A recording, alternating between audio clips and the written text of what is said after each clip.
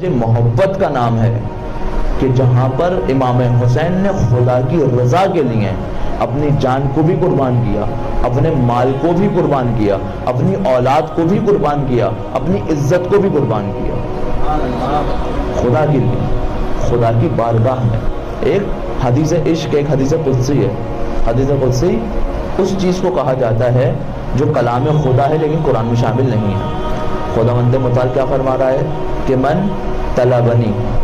جو مجھے چاہتا ہے، جو مجھے طلب کرتا ہے، وجدنی، وہ مجھے پا لیتا ہے، ومن وجدنی، اور جو مجھے پا لیتا ہے، عرفنی، وہ مجھے پہچان لیتا ہے، ومن عرفنی، جو مجھے پہچان لیتا ہے، احبنی، وہ مجھ سے محبت کرتا ہے، ومن احبنی، اور جو مجھ سے محبت کرتا ہے، اشغنی، وہ مجھ سے عشق کرتا ہے،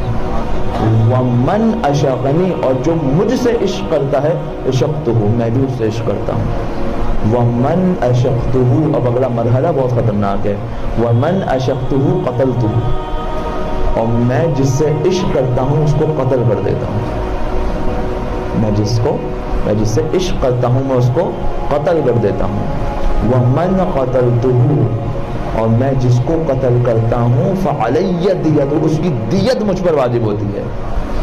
میں جس کو قتل کرتا ہوں اس کی دیت مجھ پر واجب ہوتی ہے، وَأَنَا دِيَتُهُ، اور میں خود اس کی دیت ہوتا ہوں۔ امام حسین جو یہ راہ میں بتا رہے ہیں کہ مولا حالات سازگار نہیں، آپ کربلا کی طرف کیوں جا رہے ہیں، آپ قتل کر دیے جائیں گے، تو مولا فرماتے ہیں کہ خدا مجھے قتل ہوتا دیکھنا چاہتا ہے۔ مولا یہاں پر یہ نہیں بتا رہے کہ خدا مجھے قتل ہوتا دیکھنا چاہتا ہے، اس حدیث کے مطابق مولا یہ بتا رہے ہیں کہ اس وقت اس سرزمین میں اگر خدا کا کوئی سچا عاشق ہے تو میں حسین ابن علی۔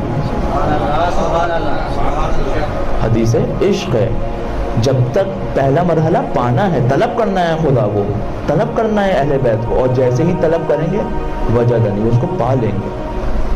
جیسے ہی پائیں گے عرفنی، اس کے بعد پہچان حاصل ہوگی، اور جب پہچان حاصل ہوگی اس کے بعد محبت کے مرحلے میں داخل ہوگی، احبنی، اور پھر انسان کسی سے محبت کرتا ہے اور جب وہ محبت اپنے عروج پر پہنچ جاتی ہے تو وہ عشق کے مقام پر پہنچتی ہے، اور جب انسان عشق کے مقام پر پہنچتا ہے تو اب اس کی اپنی ذات میں اس کی کوئی پسند نہیں رہتی، بلکہ جو اس کے معشوق کو پسند ہوتا ہے وہ اپنے وجود کو ویسا بنا دیتا ہے۔ مثلا آپ عشق مجازی کو دیکھیں، دنیاوی عشق کو دیکھیں، کیا کرتا ہے، اگر کوئی نوجوان یہاں موجود ہو جو کسی کے عشق میں مبتلا ہو، سمجھانے کے لیے عرض کر رہا ہوں، کسی کے عشق میں مبتلا ہو تو اس کی کیا کوشش ہوتی ہے کہ ویسا ہی لباس پہنے جیسے اس کے معشوق کو پسند ہے، ویسے ہی خوشبو استعمال کرے جیسے اس کے معشوق کو پسند ہے، انہی کاموں کو انجام دے جیسے اس کے معشوق کو پسند ہے،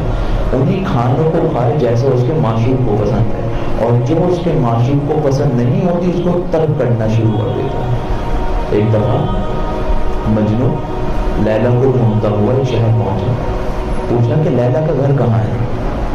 کہا تم کون، کہا مجنوں، کہا مجنوں تم ہو اور مجھ سے پوچھ رہے ہو لیلا کا گھر کہاں ہے، لیلا کا گھر تو تمہیں پتہ ہونا چاہیے۔ احساس ہوا کہ صحیح کیا، واپس پلٹ گیا، کچھ عرصے میں ڈھونڈ ڈھانڈ کے پہنچا، جب کوئی بات کیا، دستک دی، اندر سے آواز آئی کون، کہا میں، کہا ابھی تک میں ہی ہوں، پھر واپس پلٹ گیا، پھر کچھ عرصے میں آئے، پھر تب کوئی بات کیا، کہا کون، کہا تم، کیونکہ جب انسان کسی سے محبت کرتا ہے اس کا وجود ختم ہوتا ہے اور وہ اپنے معشوق کے وجود میں مل جاتا ہے، اور جب اپنے معشوق کے وجود میں خود کو فنا کر دیتا ہے تو جب معشوق کا ذکر ہوتا ہے تو خود بخود عاشق کا ذکر ہوتا ہے۔ امام حسین نے عشق حقیقی کے اس مقام میں خود کو فائز کیا کہ جب بھی خدا کا ذکر ہوگا تو حسین کا ذکر ساتھ میں ہوگا، اور ہم سے بھی یہی تقاضا ہے کہ اگر ہم امام زمانہ سے عشق کا دعویٰ کرتے ہیں، اگر میں مولا کائنات سے عشق کا دعویٰ کرتا ہوں، محبت کا دعویٰ کرتا ہوں، تو میرے لیے کیا کرنا چاہیے، کیا کرنا چاہیے، عشق کا تقاضا، پہلا تقاضا عشق کا یہ ہے کہ رابطہ برقرار ہو، کیونکہ بغیر رابطے کے عشق ہو ہی نہیں سکتا۔ آپ جو یہ 15 شعبان کو عریضے لکھتے ہیں اور اپنے بچوں سے لکھواتے ہیں، اس کو کوشش کریں کہ ریگولر اپنی زندگی کے اندر دہرائیں. کیوں؟ اپنے بچوں کو کہیں کہ اپنے وقت کے امام کو خط لکھو. جب وہ اپنے دل کی بات اپنے وقت کے امام سے شیئر کرتا ہے، بتاتا ہے، تو اس کے دل میں اس بات کا احساس ہوتا ہے کہ ایک تو اس کا وقت کا امام موجود ہے، دوسرا اس کی تمام باتوں کو سن رہا ہے. یہ رابطہ بہت اہم ہے. پہلا تقاضا یہ ہے کہ انسان اپنے وقت کے امام سے رابطے میں ہے. اگر عاشق ہے، شرط عشق ہونا ہے، اور جب عشق ہوگا تو خود بخود رابطہ قائم ہوگا. رابطے میں آئے، اور جب رابطے میں آئے گا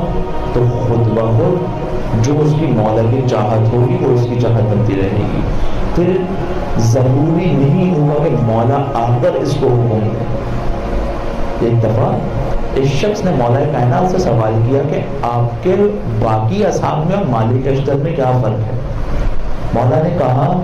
باقی اصحاب جب میرے ساتھ ہوتے ہیں، جو میں کہتا ہوں وہ ان کاموں کو انجام دیتے ہیں، لیکن مالک اشتر کا یہ مقام ہے، میں موجود ہوں یا نہ ہوں وہ انہی کاموں کو انجام دیتے ہیں جو میں چاہتا ہوں. یہ مقام عشق ہے کہ کوئی شخص اپنے وقت کے امام سے، اپنے وقت کے ولی سے اس قدر محبت کرے کہ اس کی تمام چاہتوں کو وہ اس طرح سے پورا کرے کہ اس کا وقت کا ولی موجود ہو نہ ہو، وہ اپنی زندگی ایسے گزارے جیسے امام کے زمانہ کے اندر گزارا.